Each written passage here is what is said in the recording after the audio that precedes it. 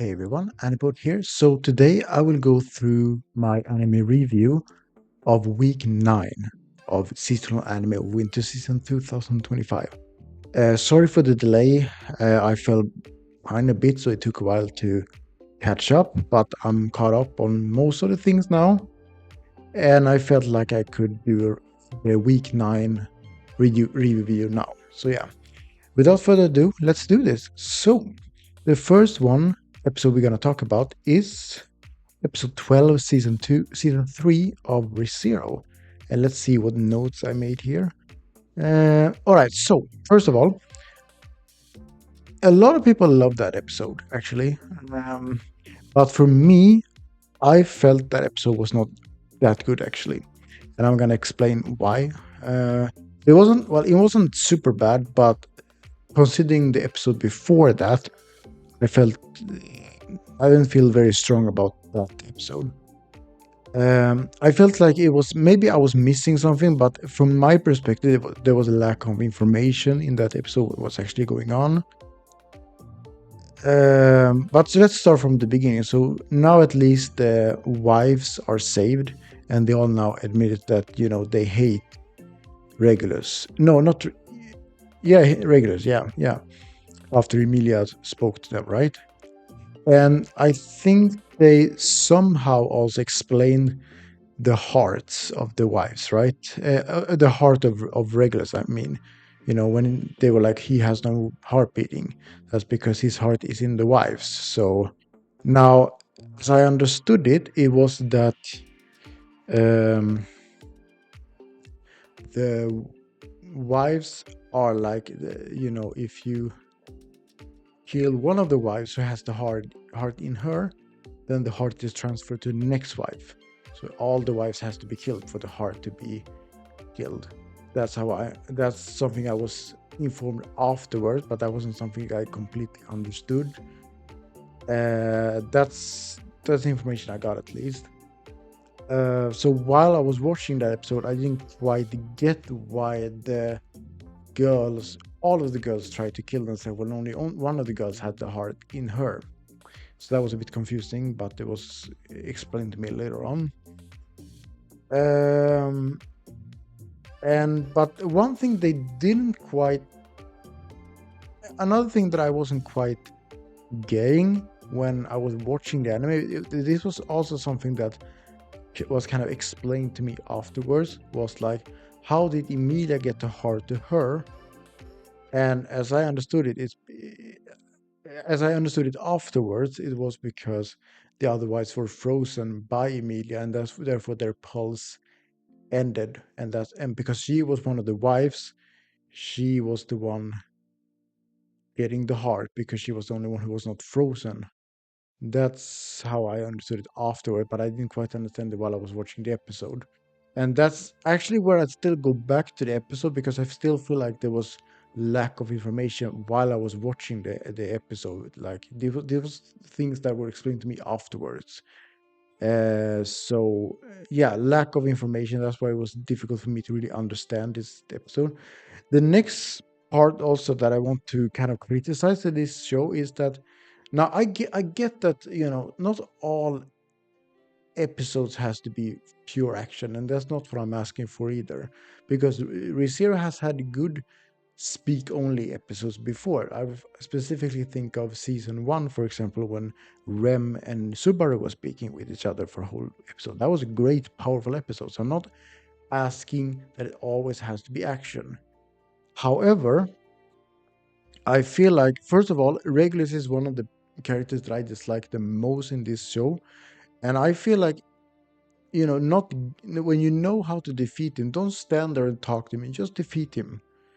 That did nothing to me when they just stood there and talked to him. And also we got the Emilia fighting him too, which a lot of people thought it was funny, but I thought that was very weird too, because we usually see Regulus be a lot more powerful, right?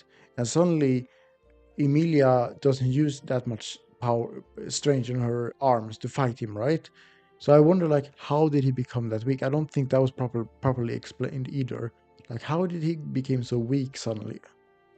And yeah, So the lack of information. That's why I couldn't really get into this episode as much as before. But still a good show overall. I still enjoy ReZero overall. It was just that specific episode I feel like could have been handled better. Yeah, I think that's what I can say about that one. The next one is, let's see, it's an episode 21 actually. And it's the episode 21 of Blue Box. And what kind of notes did I make about that one? Right. So I'm still confused here actually, although things were kind of interesting anyway. So Shinatsu is now confirming that she's at least interested in Taki. She doesn't say she liked him. She kind of explained it like a flower, that he has to start blooming and it's difficult because she's focused on sports, right? Understandable. Uh, Now this brings me back to the concert she had when she was whispering something or saying something to Taiki, but the band was playing too loud and we still don't know what she said. But I thought for that moment she said, I like you. But she still says she doesn't like him, she's just interested in him. So did she say that to him in the concert? I'm interested in you. Maybe, but it would feel weird if she said just that, but maybe she said something else. Maybe it will be explained later. I'm not sure. Um, and right, there was this other girl too with the twin tails. I think her name was Ayame, right? The girl, the little sister of the other girl. I forgot what her name was, but she seems to have. I wonder if she's gonna be a threat to Hina and Shinatsu because she's getting very close to Taiki. And we see her before in this show that she's very much come and go when it comes to men, right? She dumps them very fast. I wonder if she gonna be some sort of love interest too to Taiki, or if she's just gonna be a side character that's just a close friend to Taiki. I'm not sure. Because maybe she actually get deep feelings for Taiki, better feelings than she has for the other guys that she usually dumps, right? But we'll see. We'll see. I would say it's a 50-50 chance because a part of me says there's not going to be a romance between them, but another part of me says there might be. So we'll see. I think that's what I can say about that episode. All right, next episode is an episode 8. It's the episode 8 of Dr. Detective Ameku. All right, let's see the notes I made. Right, so this was about the boy at the hospital, right? That was close to Ameku, to Takao from the past, right? And there's this mystery now because we know that this show isn't really what is it called? Supernatural. It's not supernatural show, but it's still interesting to find out how he sees the angel in the room. Because even a nurse saw the angel in the room, if I understand it correctly. So I wonder what that is about. I haven't yet watched today's episode, and also the other guys that seem to bully him. One of them at the end of the episode lost his pulse, and there have been other things going on with the other boys as well, who has been onto the guy with the leukemia, right? So I wonder what that is all about. There's a lot of mystery there, which is very interesting. And yes, we actually see Takao feeling empathy and sympathy for the patient here, the leukemia boy, which is mostly because she knows him from the past when she was a new doctor. He was like, they kind of bonded, right? Because usually Takao she's the one that just takes, she doesn't seem to show a lot of emotions. She's just the one that makes the diagnosis, right? But in this case, it must be much more difficult for her, especially considering that it's a child that seems to be dying very soon. As far as I can see, I haven't watched today's episode, but it wouldn't surprise me. But yeah, it's an interesting mystery with the angels at least. I'm curious to know what that is about. All right, the next episode is also episode 8, and it's episode no, yeah, it's episode 8 too, and that is episode 8 of, let's see, honey lemon soda. And let's see my notes. Right, so I was a bit annoyed with this episode actually. Well, not the episode overall, but there was a specific scene at the beach where, we see the bullies, the people that used to bully Ishimori, right? And they kind of saw her at the beach, right? Now, it doesn't look like they cared about her as much as before, which is a good thing probably, because now Ishimori has her friends, etc. I think they know that as well. But for Ishimori to actually run to them and try to talk to them, her bullies, they were about to let her go, right? I think that was very unnecessary of Ishimori. I don't think she gained anything by talking to them. You got your own friends, so leave them alone. I thought that was very weird of her. Um, Now, also we got the situation now with Miura and Serena. I think they're starting to move on from each other, because obviously now I think Miura finally realizes his feelings are for Ishimori. So I'll see how he approaches that. And also we got at the end there where Ishimori has started to become more independent from her parents, right? And she's hanging out with friends, etc. And now we see a lot of progress on her. And now we saw her dad at the end of the episode. He was like, I'm missing how you used to be. And I wonder how she's gonna react to this. If this means she's gonna start being like she used to be more for her parents' sake, or how is it gonna be? It's gonna be very conflicting for her, but that's very interesting to see how she handles it. Yeah, that was that episode. The next one is also episode 8. It's episode 8, season 4 of Dr. Stone, Science Future. And yes, we still got the situation where Dr. Seno and Dr. and Senku used to know each other from the past, right? From NASA. And now, actually, Dr. Seno realizes that Dr. Taiyo is just fictional here. He's not a doctor. It's Dr. Senku. He's like the big brain here. And I thought there would be an opportunity for Senku and Dr. Seno to cooperate with each other, but as I understood Dr. Seno, he can't cooperate with Senku because Senku doesn't want that. And so Dr. Seno still has no option but to kill Senku. Unfortunately, that was not what I was expecting, but it is what it is, I guess. And now we got the sniper on the tree, right? That aims for Senku, but Senku is able to makes like a bulletproof wall or something like that. But still, I think the cliffhanger was that he was still blood. I don't think he died. I don't think Senku's gonna die in this show, but we'll see. What happens in the next episode, because that's gonna be very interesting. So yeah. And the next one I'm gonna talk about is also episode 8. It's episode 8 of Guild Receptionist. So, first of all, I think this one was a really, really good episode. I would even say great episode.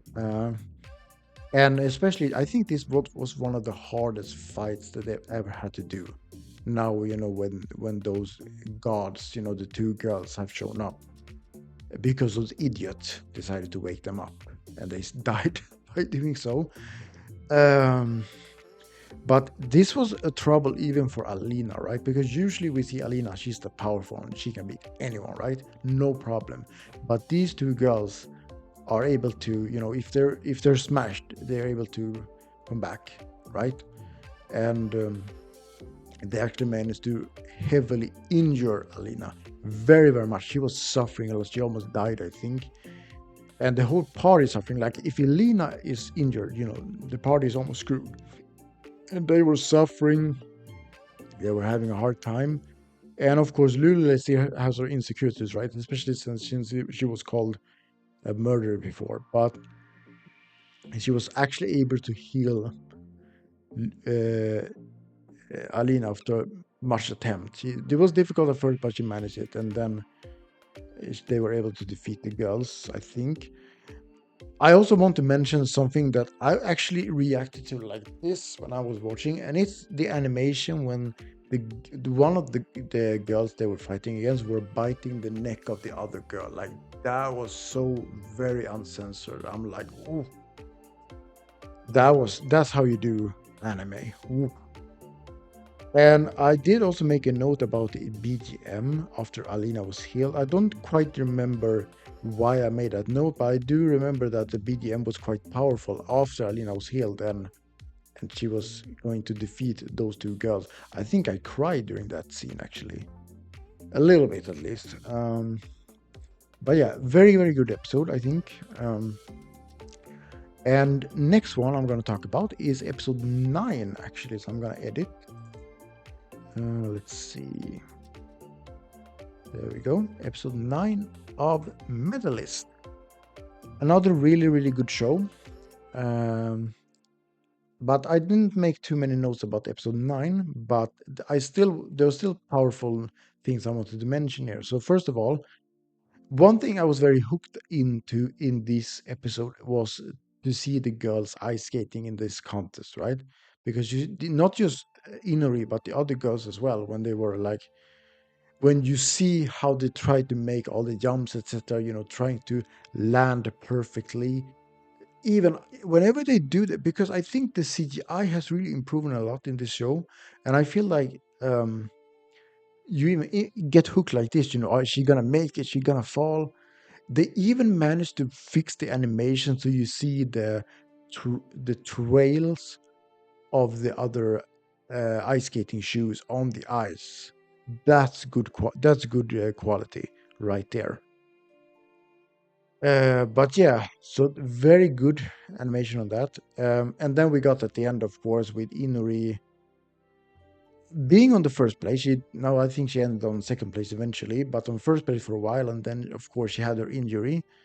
And we're gonna see how this injury affects her in the future because she's improving a lot. But how is this injury gonna work on her in the future? We'll see, because we'll see. But very, very good episode as usual, I think. And the last episode that I want to talk about for week 9 is episode 9 of Zenshu. And I usually have a lot to say about this show actually because it's one of my favorite shows. Now I didn't expect an original to be this powerful, but I've been just been very, very good so far.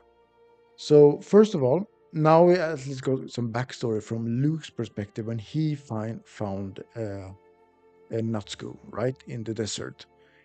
Um, so that was interesting, and also I know a lot of people have said that QJ, the robot, little robot, that has been worthless in this show. He hasn't really acted much of a hero, right? But I really enjoyed the scene where Natsuko still has her still thinking about what the bird director said. She still which has created a lot of insecurities in her mind, and the way QJ has been able to help her with that. And they actually mentioned something very interesting that the other people die, but in the original, he's the only one that survives. Which gets me to what's happened afterwards. And then where he actually does die because Natsuko is not able to draw perfectly, and the only way to save everyone is for QJ to sacrifice himself. I was not expecting that actually. I That's another scene where I actually cried because that's a moment where I felt like not all heroes wear capes. You know, if people thought QJ was worthy for a while, then he shows this. Wow, that's how you end it. It was very sad, but a lot of more respect for QJ after that.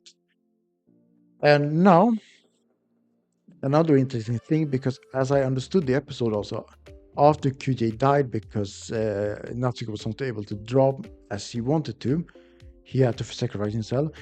I think she's starting to blame herself for that. She was like, it's my fault.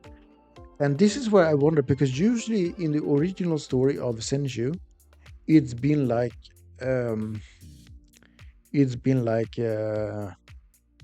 they've been talking about Luke's depression arc. But now I wonder if we're gonna get the depression arc of Natsuko instead, because it looks like Natsuko feeling a lot of guilt. Maybe the same kind of guilt as Luke felt in the original story, because when he saw people die, but now it's because of Natsuko that Kyujei died. So maybe she's gonna have go through some kind of depression because of that.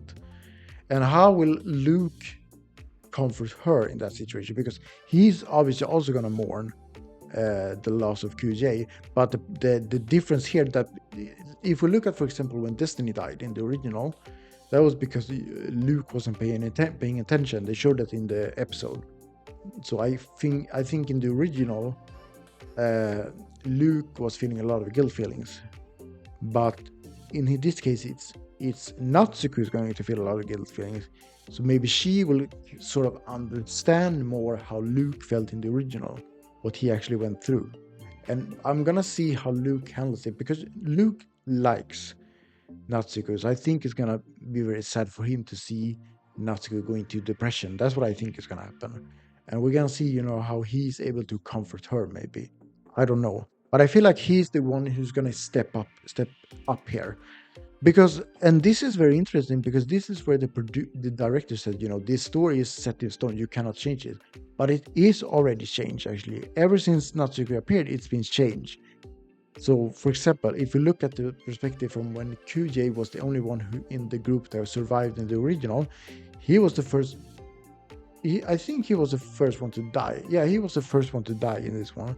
Already there, they change, and they're already changing who's going to be in the depression. It's not Luke, it's Natsuko. So there are changes going on. So I think those are signs that Natsuko is at least going to succeed at the end of the day. So yeah, but a surprisingly good show. I love it very much. Always looking forward to a new episode of this show. So yeah, those were the episodes that I really wanted to talk about. Not as many as usually, but that's because these are the ones that I really have something to talk about. So for the upcoming podcast for week 10, I'm gonna try my best to be on time this time. I think that's all I can say for now. So yeah, have a nice day. Bye.